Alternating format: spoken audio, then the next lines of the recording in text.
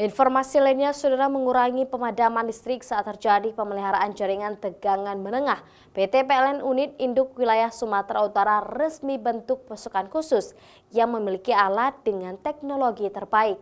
Dengan alat ini, petugas pemeliharaan jaringan tidak perlu memadamkan arus listrik saat bekerja.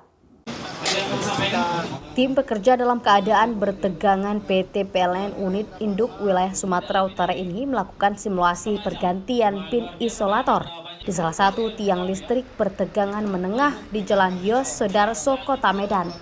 Berbeda dengan cara yang sebelumnya dilakukan petugas di lapangan, yang mengharuskan menggunakan alat yang mematikan jaringan listrik.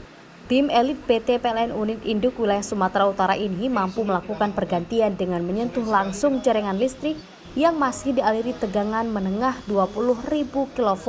Selain memiliki alat canggih terbaru, mobil khusus berteknologi terbaik pun sudah disiapkan untuk proses pemeliharaan jaringan tanpa memutuskan aliran listrik kepada pelanggan.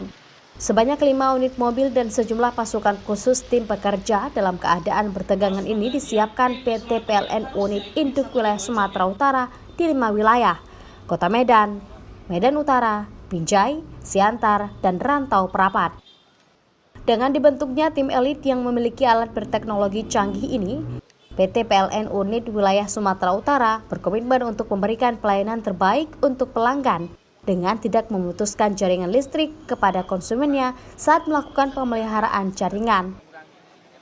Tentu langsung ini teknologinya lebih baru, lebih baik, dan lebih makin safety.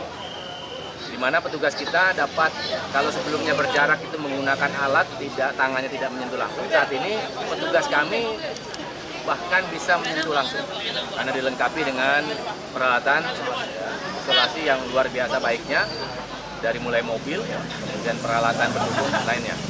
Rencananya, ke depan PT PLN Unit Induk Wilayah Sumatera Utara akan menambah alat dan tim khusus agar masyarakat dapat menikmati pelayanan terbaik.